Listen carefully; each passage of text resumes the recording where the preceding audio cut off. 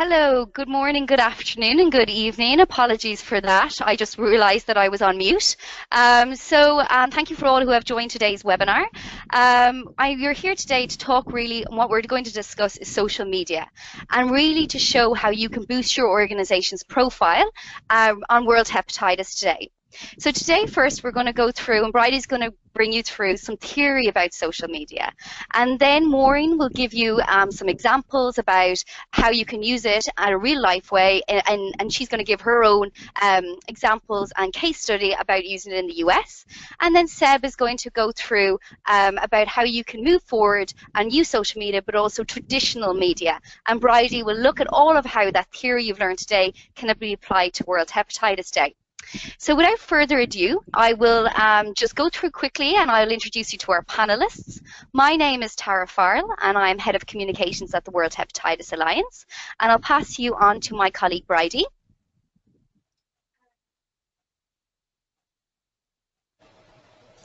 Good morning, good afternoon, good evening everyone. My name is Bridie Taylor.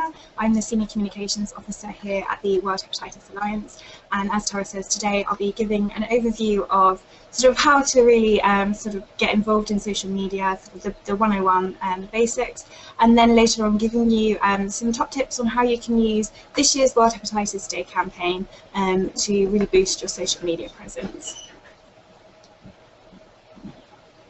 And I'm going to pass you over to Maureen to go through her introduction. Hi, I'm Maureen Kamishki. I'm the Social Media and Outreach Manager for the Hepatitis B Foundation, and I'm just going to give you some ideas about how the Hepatitis B Foundation uses social media to, we'll be using it for World Hepatitis Day and how we use it on a daily basis. And Sebastian Stokes. Thanks very much. So my name is Seb. I'm an independent communications consultant working with the World Hepatitis Alliance to support them on all of their media activity, really. So today, what I'm going to be doing is going through and focusing on traditional media. So that's things like national and local newspapers, magazines, consumer magazines, things like that for World Hepatitis Day specifically, complementing some of the social media stuff that Bridie and Maureen will be going through. Great, thank you all. And just before, a few housekeeping bits and pieces before we kick off.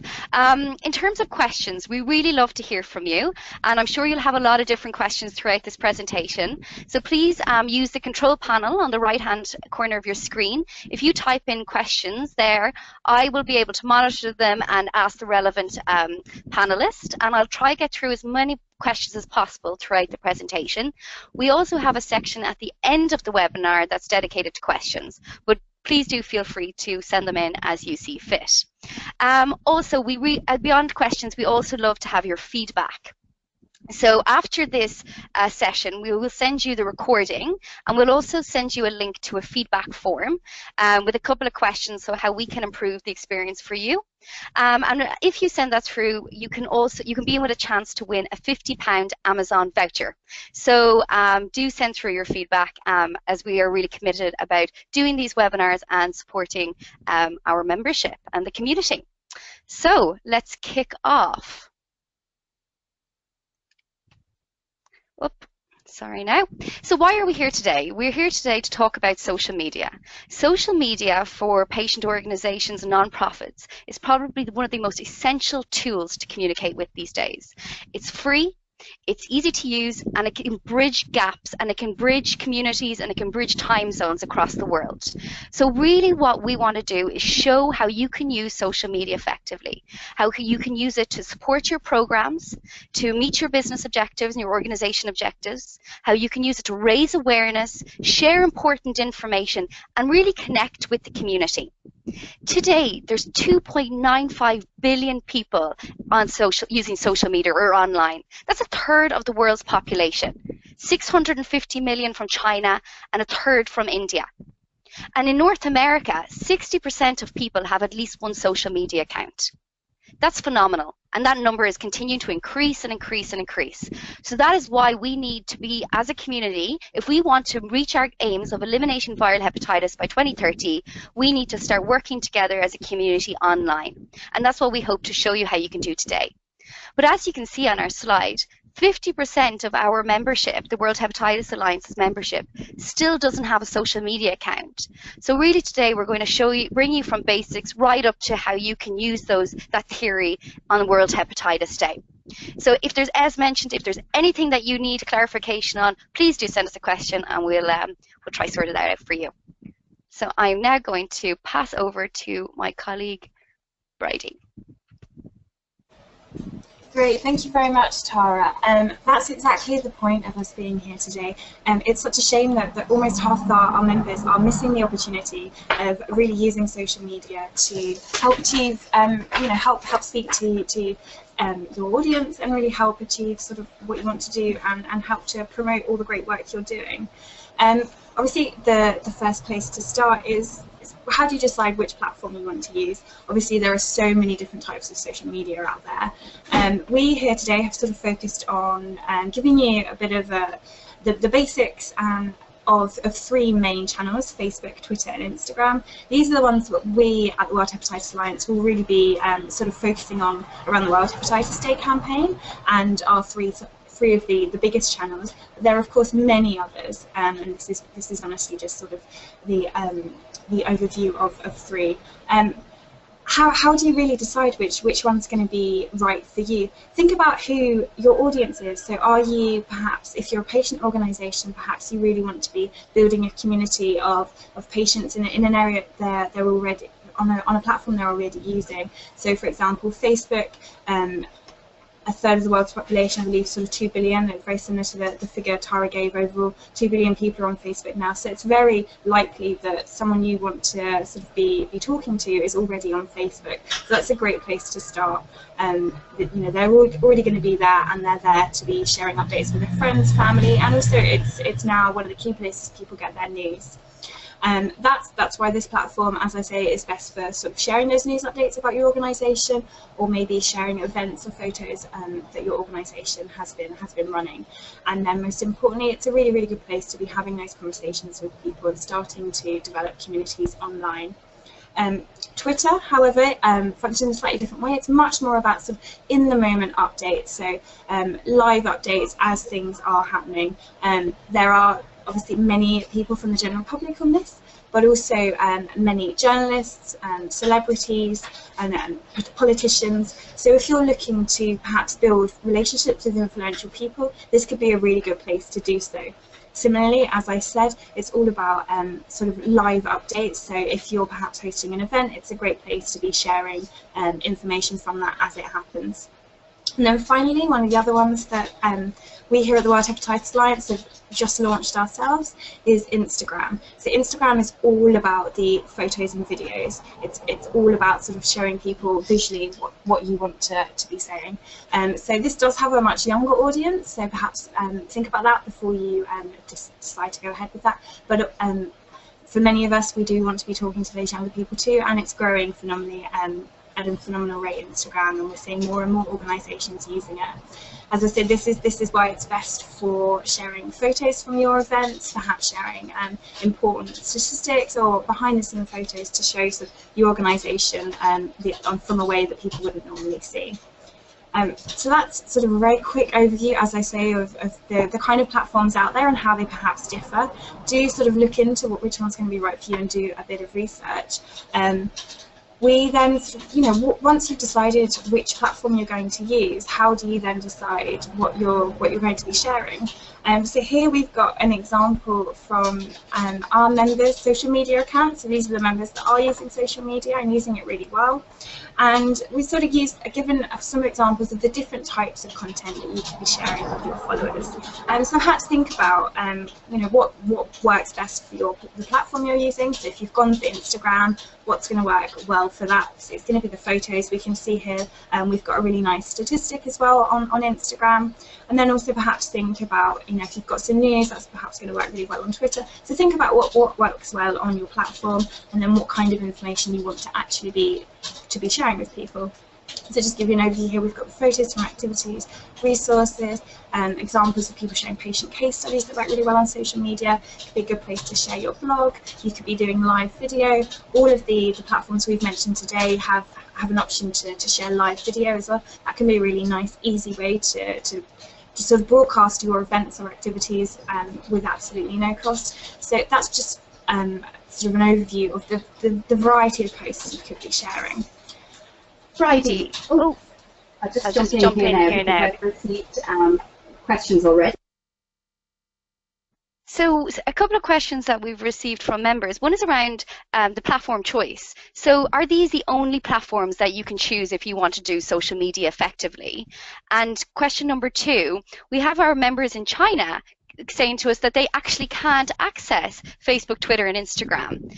For those who can't access it, what should they do? How can they effectively use social media and engage with audiences? So I know there's 2 questions there. So maybe you and Seb could share those questions. Sure. So I'll just take the first one there. I think, as I mentioned, there are so many different platforms now, and I think we're seeing new social media networks coming around all the time, and it really is just thinking about what works locally for you, thinking about sort of what's going to work best in your culture.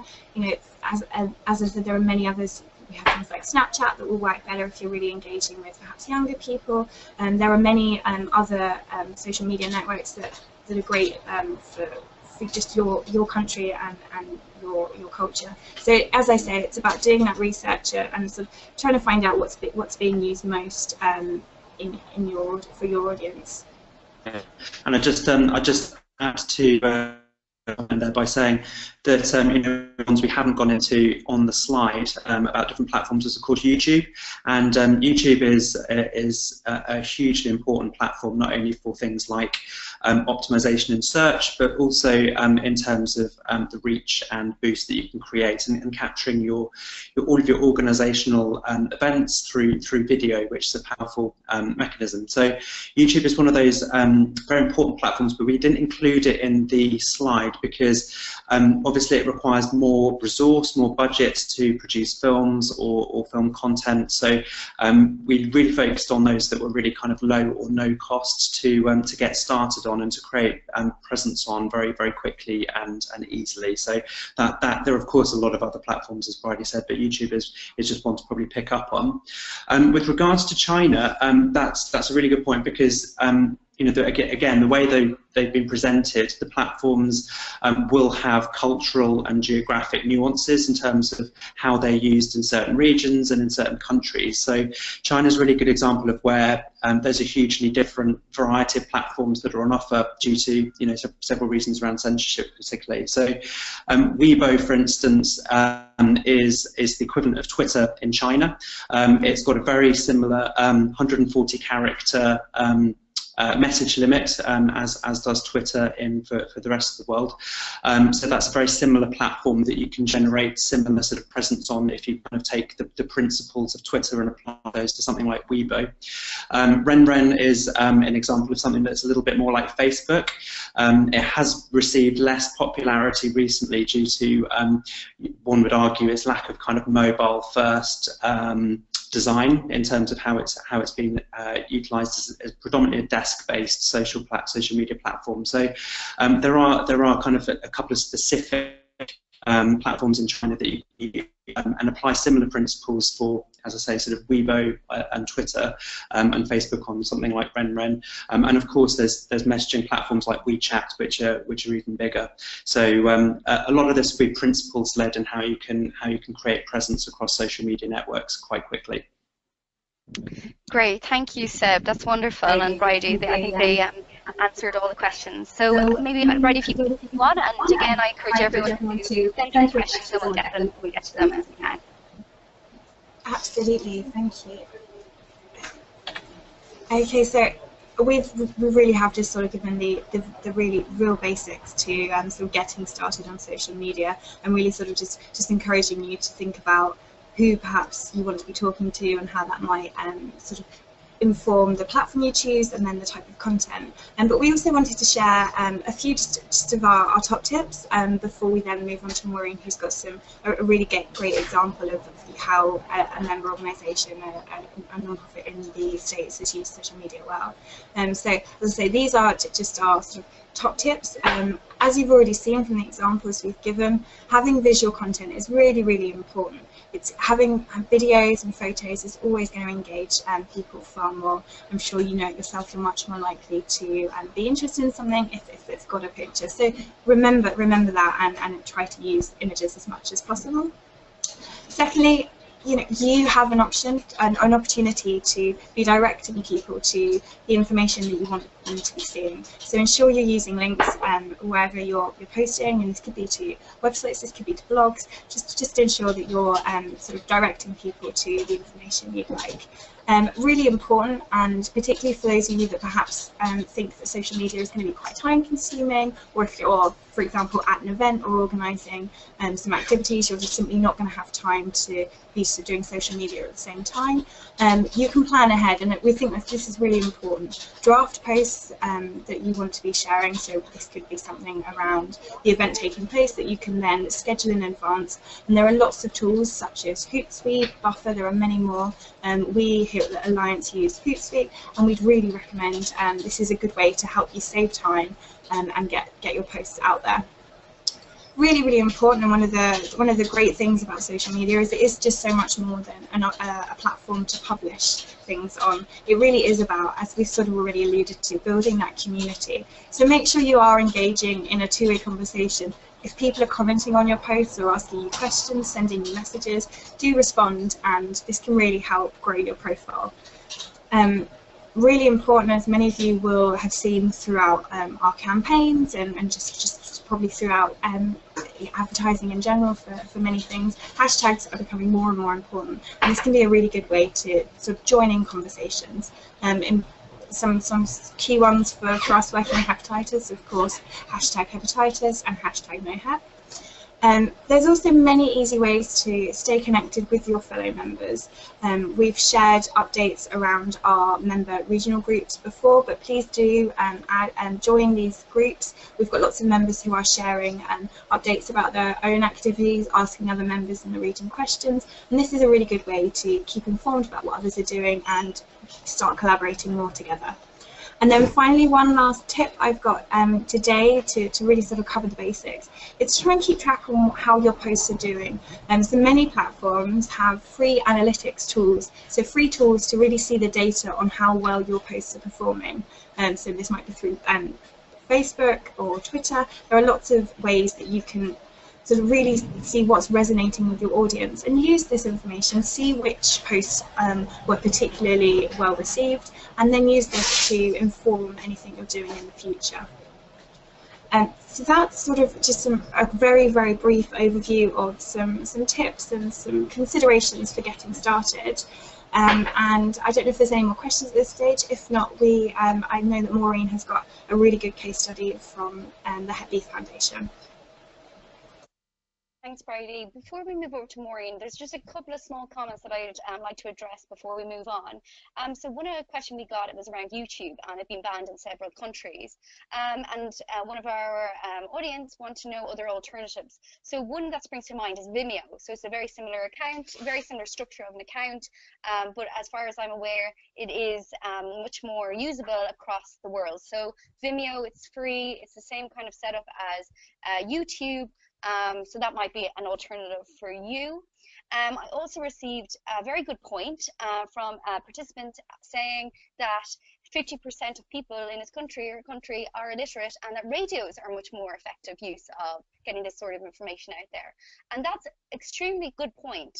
And just so you're aware, we're looking at social media today, but we recognize that there are massively different channels that are effective. And that's a really good point in understanding who your audience are and the best way to communicate. So social media is one way.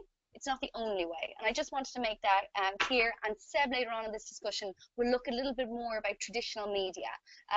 So there are just a couple of points to clarify, and now Maureen, I'm going to pass it over to you for your presentation. Okay.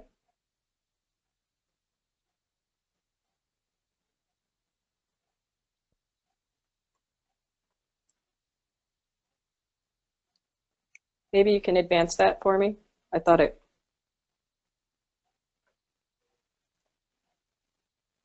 So I'm going to talk a little bit about our programs and our Just B program and what we're going to do on World Hepatitis Day.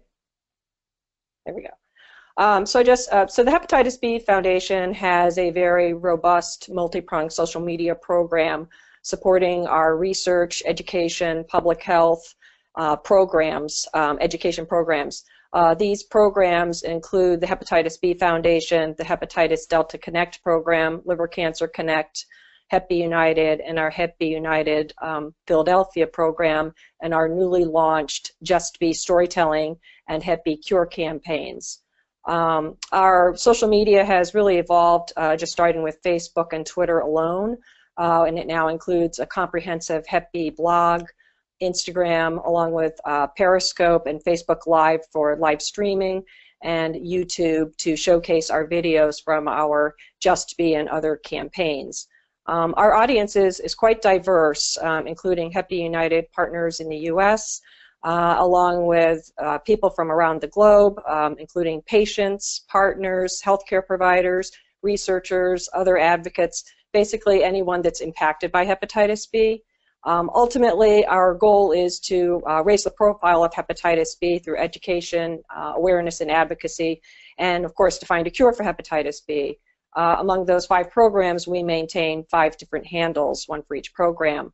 I put Hootsuite over there on the side. I mentioned it because it's really my favorite tool, and I would be lost without it. I love the convenience of the publisher, the scheduler, and the monitoring capabilities off of the dashboard. I can easily monitor specific hashtags, you know, my hepatitis or Hep B hashtags, or my different lists that I have on there.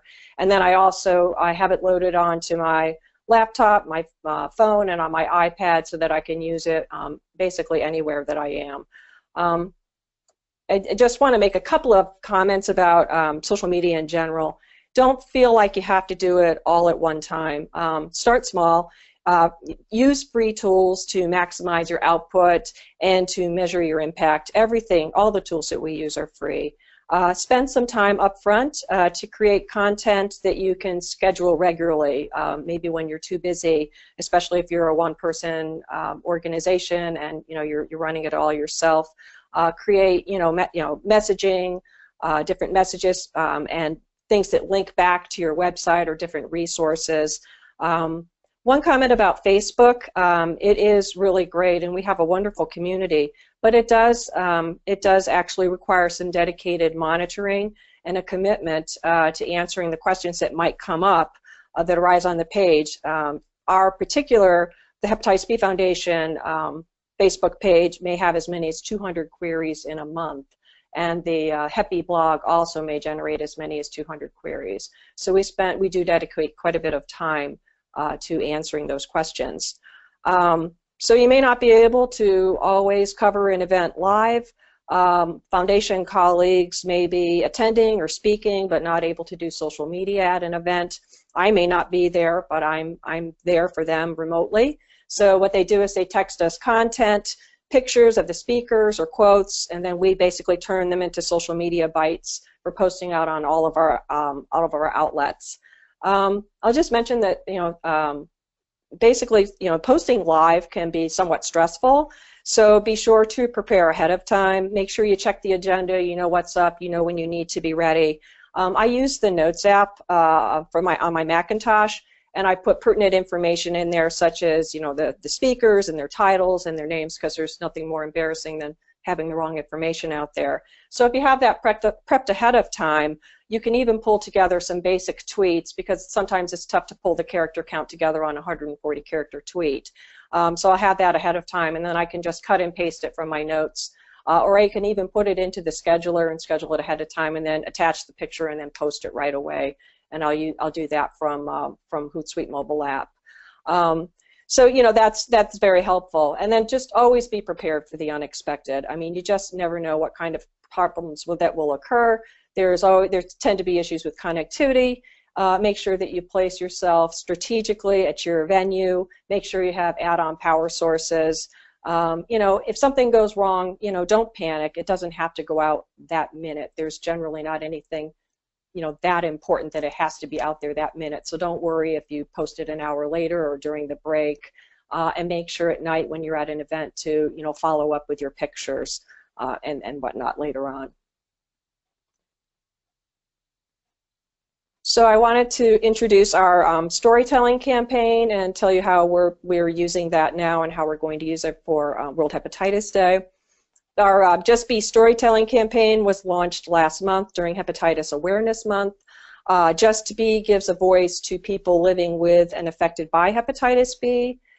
These stories provide a national resource to increase awareness. The storytellers participated in a 3-day workshop to share and develop their stories. A new storyteller will be featured each month over the next year. And we're using social media basically to put a face to hepatitis B and to amplify their messages.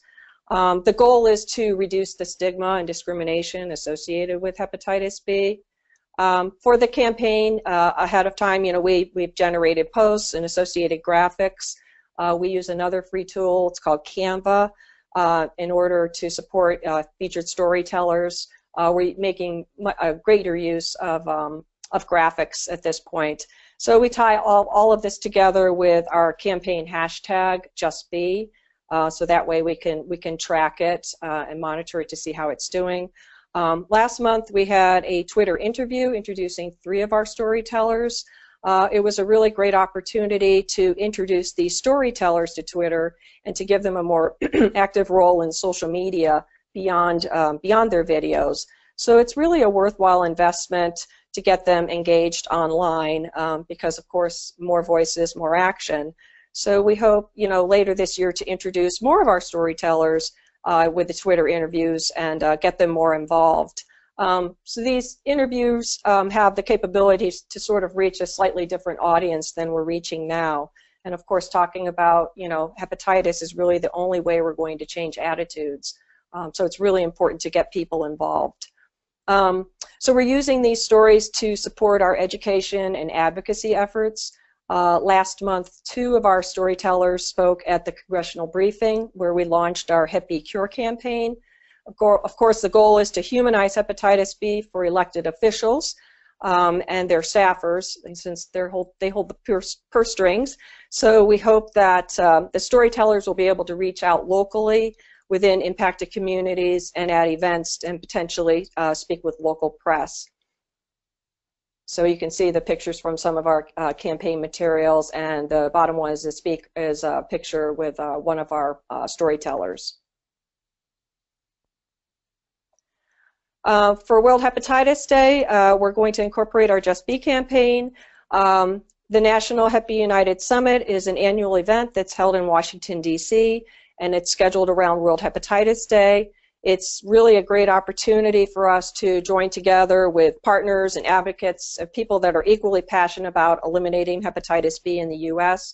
It's a really packed agenda with speakers and breakout sessions, panel discussions, an awards dinner, sharing best practices. I mean, there's so much going on. It's really nice to pull everybody together and tie them together with, last year we had a photo booth. Everyone loves pictures. This photo booth is a really inexpensive way to pull people in, generate lots of pictures. We've used them, we pull these pictures out all of the time. So these little props and things, they take some time, but they're really a lot of fun and get people excited. Naturally, social media is an integral part of the meeting with postings on Facebook and Twitter and Instagram throughout the day. The Hep B Unite hashtag unites all of our social media during the summit. Following the event, we use Storify, which is another free tool to generate a compelling story about our summit, post-summit.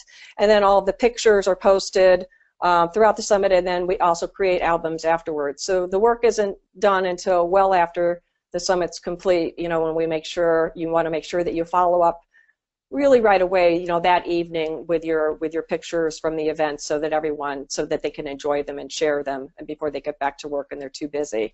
So it's and also post-event we do a blog reflection, on the event. The last 2 years we've streamed some of our sessions live For our partners that weren't able to attend, we did that via Periscope. We were very successful using Facebook Live for our when we launched our Hep B Cure campaign. So it's likely we'll be recording the sessions this year. Probably maybe use Facebook Live. Both of them allow archival of the sessions, so it's a great tool. Usually we'll dedicate more than half of a day to advocacy during our summit by making Capitol Hill visits. This gives us an opportunity to meet with the elected officials and to make our asks. This is another place we plan to include our storytellers. Some of them will be attending the Hep B United Summit, and they'll be sharing their stories with their local representatives, because the reps all want to see their local constituents. We always have some sort of a special event or a photo op on World Hepatitis Day. We launched our Oliver Travels campaign at the beginning of Hepatitis Awareness Month. Oliver B. Hepatitis is our mascot, and he's been traveling and visiting Hep B United partners nationwide since May 1st. He's really been fun. He's been participating in screening events and other hepatitis awareness raising events, and I have heard rumor that the real Oliver B. Hepatitis will be making an appearance at our nation's capital for World Hepatitis Day. So I hope that you'll stay tuned and follow the conversation that day with Hep B Unite and No Hep. Thank you. Great, thank you, Maureen, and that was wonderful, and you're doing great work, and it's great to see and experience how you take social media and you use that to build and maximize on your offline programs and how you use it for advocacy. There's a couple of questions that have come in, and I'll direct them to you, Maureen, but if anybody else on the panel would like to also answer, please do. One being from David Rowlands in the UK. Are there any downfalls to use social media, for using social media? What are the downfalls, or are there any? I just think you have to be, you have to think about what you're posting. So I mean, I do think you can't just react that quickly and not think about what what you want to post and how you're going to impact the audience. So I guess the only downfall is if you post something that's not particularly appropriate. And, you know, when it happens, you know, and sometimes you just misspeak or you do something wrong. I mean, I have had to delete tweets or delete posts, or, you know, I mean, that's just the way it is. I always think of it as it's one little sound bite, and, you know, it does go away. So you can apologize if you've done anything that bad. Very true.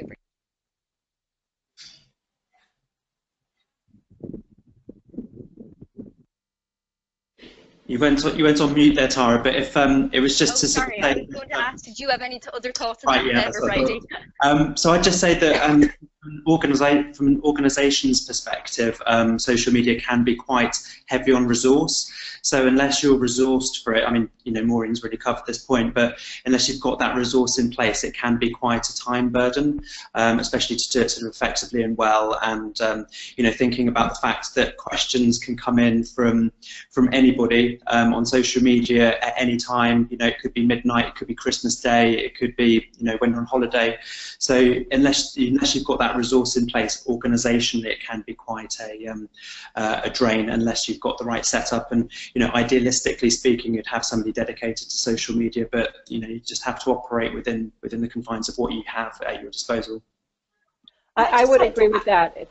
I'm sorry. Sometimes it really is a 24/7 job, and I know even on, you know, Thanksgiving holiday, or sometimes, you know, something's blowing up on the Facebook page and you have to be there to manage it. So you're just checking it. You know, you'll see the notifications pop up on your phone, and when you see that, then you just go in and at least check it to make sure everything's okay.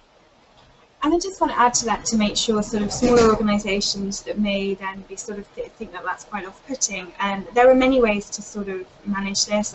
As Maureen mentions, you know, she has those notifications on your phone, but you certainly don't need to be entirely wedded to your social media account. You can manage expectations by perhaps noting in your Twitter bio or on your Facebook that this is only monitored between these hours. We don't monitor this on holiday, but we'll get back to you. There are lots of ways to at least manage expectations if really you want to have a presence there, but want to make sure that people know you'll get back to them even if it's not straight away, because you simply can't. And I think then the other point as well is because if you want to do it really well, it can end up being quite resource hungry. Then don't necessarily go for all channels at once, as Maureen mentioned. Start small, start with something simple, and manage your expectations and your followers' expectations with that. And certainly don't be put off with this, and really go for it. Great, thank you all. And that actually answered the second point. One of our members or participants asked if you had to choose, if you don't have a dedicated social media manager on the team, and you had to choose, what are the top tips to do to really effectively do it on a small budget or small resource, what should you do? And I think, Bridie, a couple of the points you mentioned there about, using Hootsuite is really important, and using it as a free tool, and you're able to proactively schedule tweets beforehand. As you said, having parameters in place, like in your bios, to say this is a non-managed Facebook or Twitter account between these hours, and really starting at maybe a low level, and then building up a presence and understanding its value for your organization. Is there anybody else, or is there any other kind of thoughts from the panel about other kind of what are the top things to do if you don't have a dedicated person on the team to do your social media? I think I just go ahead. So I would agree with using Hootsuite, and the nice thing is if you spend some time initially up front just preparing some content, some messaging content, or reporting, the point back to your resources, then you could schedule those maybe even on a monthly basis, and that makes it pretty simple, because if you're repeating them once every 2 weeks or once a month, I mean, that's really not bad, and then it makes it a little bit simpler. Great, thank you. And I just received a comment there saying, is there any way I can schedule a post for social media automatically and they post it for me when I'm offline? Well, that's Hootsuite. So we can share with the follow-up to this, with this recording, we can share a list of links that you might be interested in doing that. It's a free tool. It's every social media manager's dream, and everybody uses it. So we definitely recommend you to look into that after the webinar. Now, without further ado, I'm going to move on. Maureen, thank you so much for that presentation. It was extremely useful, and we're delighted to see your World Hepatitis Day activities. And that brings us nicely on to the next part of our presentation. Bridie's actually going to talk through the social media campaign for World Hepatitis Day, so the hashtag Show Your Face campaign. And really, this is a great opportunity for you to either to dip your toes into social media, or if you're already doing social media, you can go out with quite a big splash. So I won't take any more time. I'll pass over to Bridie. Great, thank you. And that's exactly what the message I really want you to take home today is World Hepatitis Day is either a great opportunity if you're not really using social media much already to get involved, because we've got lots of great ideas for you, or if not, if you are sort of a bit of a social media pro already, we just hope you're here today to learn a little bit more about how you can use this year's campaign to really boost your social media around the day. So first of all, I wanted to just talk about why using social media on World Hepatitis Day is actually going to benefit you. We've sort of hinted quite a lot throughout this webinar to the fact that everyone is on social media, and that's one of the key reasons why it's so important. But really wanted to give you those reasons why it can help you. So obviously, World Hepatitis Day is the one day of the year where so many of us across the hepatitis community are organising events. You can use social media as a free tool to promote those, much more than perhaps if you were relying on your local newspaper or sort of word of mouth or through your groups. So you think of it as a free way to get more people at your event, or more people learning about your great work. Similarly, on that point, it's again an opportunity for more people to find out about what your organisation does. You are going to reach way more people by sort of getting a message out through these free platforms than other perhaps more traditional ways. As we've discussed before, it's a really good opportunity to sort of be building that community and start developing relationships. And this is particularly important for World Hepatitis Day because you may be building relationships with donors. So perhaps this year, if there's sponsors or something within your region, they might see your great work this year and then next year be really keen to partner with you or to sponsor an event. Similarly, with the public, if they see your events this year or see sort of promotion around that, they're going to be much more keen to get involved with your organisation. And finally, for World Hepatitis Day, it's a really good opportunity to just be sort of part of the campaign and encourage other people to join it. So we said that, you know, by using social media, you can be encouraging other members of the public to take part in the campaign, but you can also be part of something really, really big. So there's just a few key statistics there. Last year in 2016, there were almost 70,000 social media posts around World Hepatitis Day.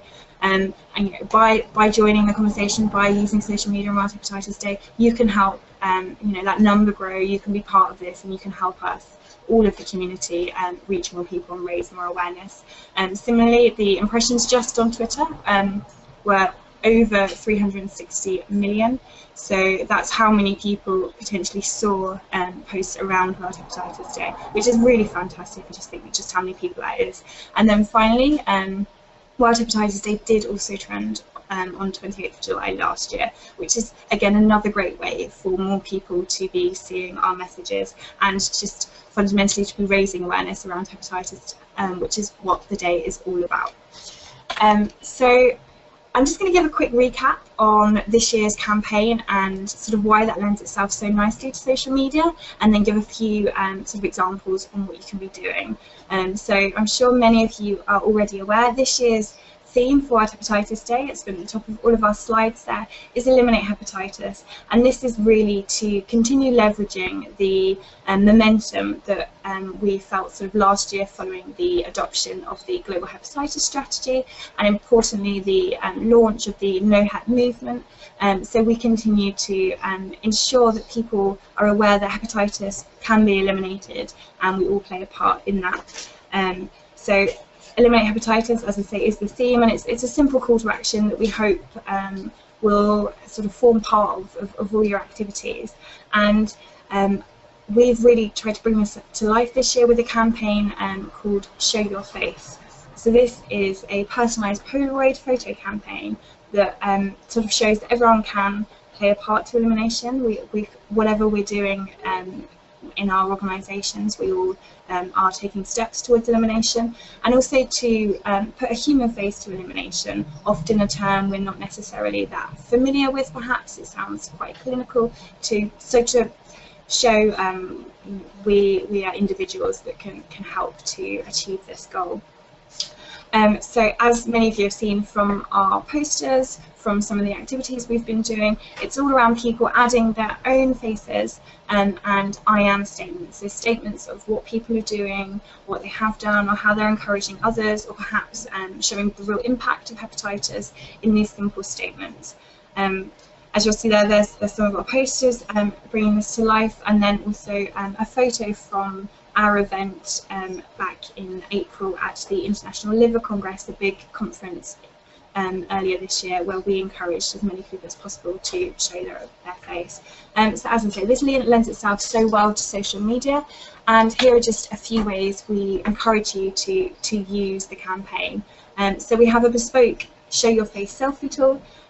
This is a great way to show your support for the day and encourage others. It's really simple to use. Just visit the World Hepatitis Day website, take your selfie. You can do it directly through your phone and through the camera if you have a smartphone, or you can upload a photo from your computer and then edit the statement, and it's added automatically to our gallery, and you can share these to encourage people to build this gallery as we get nearer the day. We've also got a Thunderclap this year. this is a really simple tool that allows us to get a single message out to as many people as possible at one time.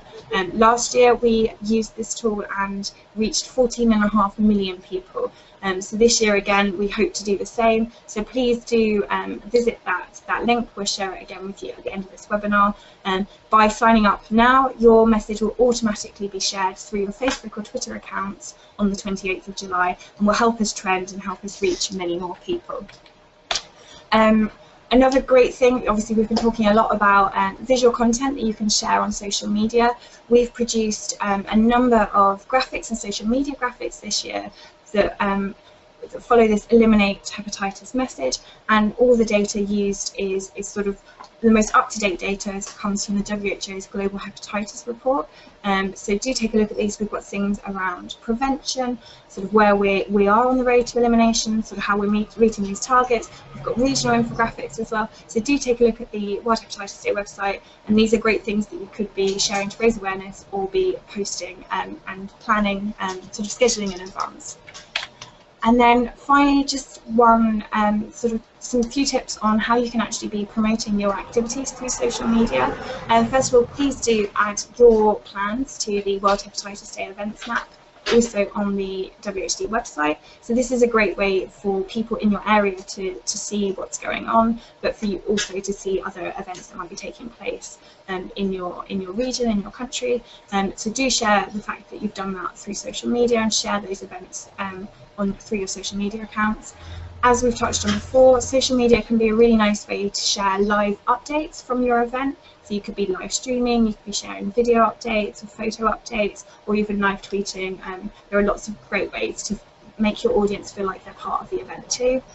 And then finally, as Maureen also mentioned earlier, once the day is over, it's for us on social media, that's sort of when all the magic happens and all the photos are shared. So please do share those photos afterwards to not only help promote your activities and show the world the great work you've been doing, but also to share with us so we can also further share your successes. That's the great thing about social media, is once we've seen you share it, we can continue sharing it and more people will see it. And of course, don't forget to use the hashtags this year. Hashtag World Hepatitis Day, hashtag show your face, and hashtag no hep. This will make sure you're part of all those conversations. Thank you, Bridie. That's wonderful. Just before we move on to Seb's section, there's just one question that's coming from Uruguay around they're finding it hard to get people, to get public figures, should I say, to show their face on World Hepatitis Day.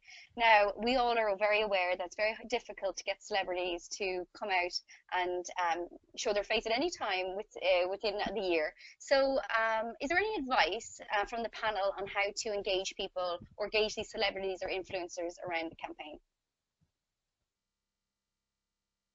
Is there anybody jumping from their seats to answer that question? Or should I pick up? I'll answer it. I think one of the biggest things would be making it as simple as ask as possible. So perhaps thinking if you just want that one photo or you just want them to make one statement, try and keep it as simple as possible so that you're just not asking too much. And secondly, it depends I don't know how you're contacting them, but sometimes it might be best to just ring, pick up the phone, and keep trying. Right. Seb, do you have any input into that or thoughts on that? Yeah, I just really emphasise Bridie's second point on communication. So counterintuitively, tweeting at them really going to get much traction with them, because they'll receive lots of tweets and kind of. The best thing to do is to either call or to send them an email to build that relationship with them, rather than sort of tweeting via social media. It's sort of intuitive, but it's by far the better way to build a relationship. Great, thank you, Seb. And I think also as well is that I think the message around eliminating viral hepatitis is extremely positive, and it's something that I think we can really engage with key stakeholders around. And I think even saying to these public figures, come on board, be part of this positive story. Actions are being taken to eliminate, this global disease, and we can do it within, by 2030. And it's something that I think as a message is very powerful, and it's something that's a little bit new, and that it could be another approach to engage with these public figures around. And that brings us on very nicely to Seb's presentation. So moving slightly away from social media and looking a little bit more about how do you engage traditional media, and how do you bring our conversations on World Hepatitis Day offline to an extent. So Seb, I'm going to pass over to you. Great, thank you very much. So yeah, exactly as Tara says, I'm here to talk about the fact that social media is very, very important, clearly. We do need to look at ways of how we can engage with traditional media on World Hepatitis Day this year as well. And by traditional media, what we largely mean is newspapers, so that could be a national newspaper, your local newspaper, consumer magazines. There'll be a lot of magazines in your country that you can get access to. And then, as Tara quite rightly pointed out earlier, radio is a really good channel too, that sort of falls into that traditional bracket in terms of, it's been established and around for a long time, so it's more of a traditional way of communicating. And I guess with all traditional media outlets, there's kind of two ways of engaging them. The first is through news. So by that we mean things like new data, a government announcement, public events, things like that. And the second is features. So what we mean by a feature is more of an in-depth review of a specific topic or subject matter. And what World Hepatitis Day allows us to do from a features perspective is focus journalists on why it's important to write in detail about hepatitis at that point in time.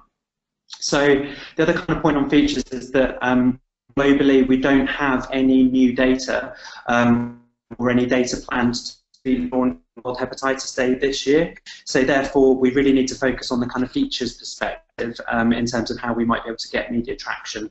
And one of the best ways of engaging features is around patient case studies. So just click on to the next slide. Is somebody else in control or could advance that? That's it. Great. So from a sort of case study perspective, what we can do is look to identify those stories that have got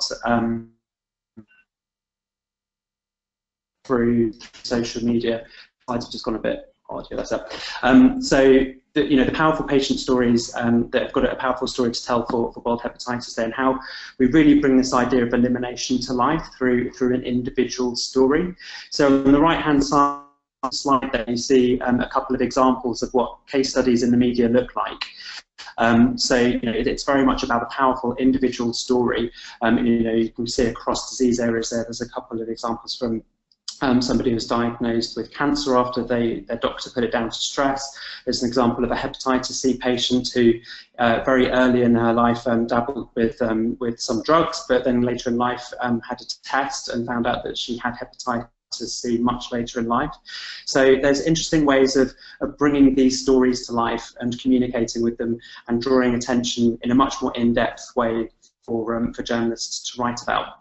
So if that's something you want to do, there's obviously a few steps that you need to go through. The first is that you need to identify and select a hepatitis patient who has got that powerful story to tell, or you think has that story that will be interesting from perspective. So for example, it could be somebody who has been very successful in a job, maybe had to own in to be able to succeed at work, or for example it could be around access to treatment. So somebody who went and got to see and gained access to hepatitis treatment or hepatitis C treatment and successfully cured. So just looking at kind of lens in terms of how you identify those stories would be important. And the sort of good top tip is that you might also think about what has been in the media recently, and therefore what might be interesting from a media perspective anyway that the patient case study can bring to life. So, for example, in the UK, there has been coverage around the blood donations that weren't screened properly. several, a swathe of people then contracted hepatitis C as a result of that. So it's just having a little consideration around what's been in the media about hepatitis recently, and how might a patient case study bring that to life even further. So once you've done that, a couple of interesting points just to consider are that first, national newspapers might ask for an exclusive, so that they might want to be the about that. You just need to bear that in mind. For an exclusive, you have to honour that, and you have to just be mindful that you can't share that story with any other journalist contacts that you might have. And then the other point is to make sure that if you do have a patient case study, they're of course happy to be interviewed by media, they're happy to be photographed by them and have their story appear. So it's just to kind of do that check before you proceed. And then as you see on this slide, so once you've identified that story and once you've got that that case study identified, or a few case studies identified, all you'll need to do really is put together a 1 to 2 page document that clearly and accurately tells their story. So that's something you can share. Collect any photography, so 2 to 6 high resolution images is a good amount to have, just to kind of share and bring that to life further. And then really importantly, you need to target the specific journalists that you want to talk to about that case study. So clearly we're not talking about news journalists or news writers. We're looking for features writers, and specifically health features writers. So you might have access to a database of journalists as an online piece of software that you can look at which writers are affiliated with which newspapers. If you don't, the best tip really is to start picking up your local newspapers, your national newspapers now, and looking through them to identify who's writing about either in-depth health articles about in-depth health issues or specific case studies. So you can do that piece of research and homework now. It tends to be that the upfront section of a newspaper or magazine is devoted to news, and then after that the sort of features follow. So you know where in the newspaper to look for in terms of where those journalists and specific journalists might be. And then the other piece of advice is just to remember to include a piece of information, a bit of information about the World Hepatitis Day campaign this year. So the Show Your Face campaign that through and detailed is a really clear way of how Show Your Face, you can provide a really clear call to action, and that's a nice way to get some information about the World Hepatitis Day campaign as a relevant piece of additional information around the individual case study story. And then finally, on the next slide, it's just to say that it's really best to start planning now. You'll need to talk to journalists about 3 to 4 weeks in advance. So to do that piece of research and homework now in terms of which case studies might work for the media titles, which journalists are you going to be going to, you'll need to do that now, because you'll need sort of about a 3 or 4 week lead time before the journalists will write those up. And then, as I said before, be prepared for the journalists to ask for interviews with the case study directly. So they may want to set up a call or a meeting with the patient to talk about their story in further detail. So you'll just need to be prepared for that and factor those into your timings. As I said before as well, just bear in mind that the journalist might ask for an exclusive, so just respect that, and that case study will be relevant for that title, and then any other case studies can be placed with any other kind of media outlets that you've identified. And then some really simple follow-up points, really just to kind of end on. The first is that once it's published, make sure that you kind of link back to your social media channels. It can be a great way of creating social media content to share. Always, make sure you're sharing your successes with the World Hepatitis Alliance, because we can celebrate that great work and share it even further across our channels. And then a really simple thing, but just to say, remember to thank the journalist and thank the case study, because these might be new relationships that you can look to nurture and build upon in the future. So, making sure you cement that new relationship and thanking them for their time, because it could lead to a really great piece of coverage. So that's sort of the top tips really in terms of what we're looking for and what we'd really encourage you to look for in supporting traditional media in World Hepatitis Day this year. Great, thank you, Seb. Thank you for giving that very insightful and expert presentation on securing features for World Hepatitis Day. As you mentioned, and just to pick up on a quick point before we end, why we don't have new data this year is because in April, the WHO, the World Health Organization, released their hepatitis report, their first ever global hepatitis report. So if you haven't seen it already, we can again send a link to that. But that has a wealth of information and knowledge which was released to the media in April.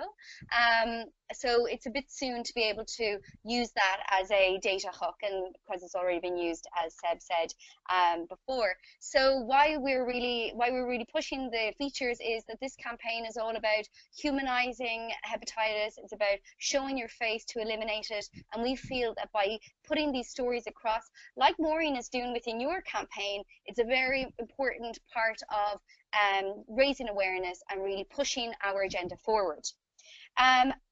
We have answered actually all questions, so thank you to the panel.